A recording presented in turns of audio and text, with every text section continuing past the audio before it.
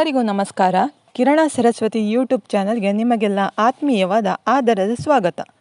ಗೌತಮ ಬುದ್ಧ ತಮ್ಮ ಶಿಷ್ಯರಿಗೆ ಯಾವತ್ತೂ ಶಾಂತವಾಗಿರಲು ಹೇಳ್ತಾ ಇದ್ರು.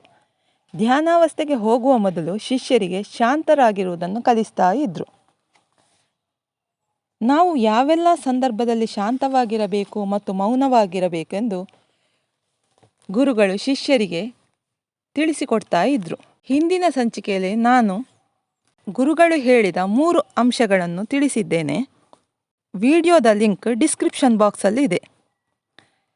ಈ ಸಂಚಿಕೆಯಲ್ಲಿ ಗುರುಗಳು ಹೇಳಿದ 4ನೇ ಸಂದರ್ಭವನ್ನು ನಾನು ತಿಳಿಸಿಕೊಡ್ತಾ ಇದ್ದೇನೆ.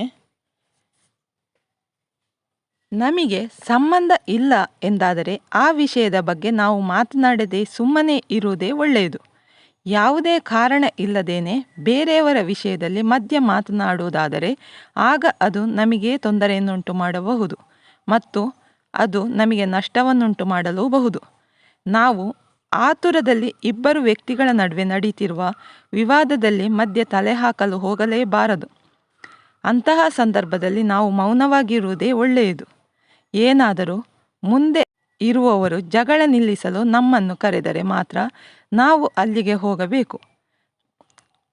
ಬೇರೊಬ್ಬರ ವೈಯಕ್ತಿಕ ವಿಷಯಗಳಿಗೆ ನಾವು ಮಧ್ಯೆ ಹೋಗಬಾರದು. ಕೆಲವು ಜನರು ಬೇರೆಯವರ ವಿಷಯಗಳಿಗೆ ಮಧ್ಯೆ ತಲೆ ಹಾಕುತ್ತಾರೆ.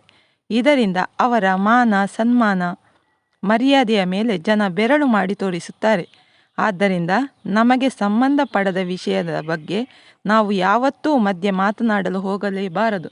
ಅಂತಹ ಸಂದರ್ಭದಲ್ಲಿ ನಾವು ಮೌನವಾಗಿ ಶಾಂತವಾಗಿ ಇರುವುದೇ ನಮಗೇ ಒಳ್ಳೆಯದು. ಈ ವಿಡಿಯೋ ಇಷ್ಟವಾದರೆ ವಿಡಿಯೋವನ್ನು ಲೈಕ್ ಮಾಡಿ, ಶೇರ್ ಮಾಡಿ ಮತ್ತು ಕಮೆಂಟ್ ಮಾಡಿ.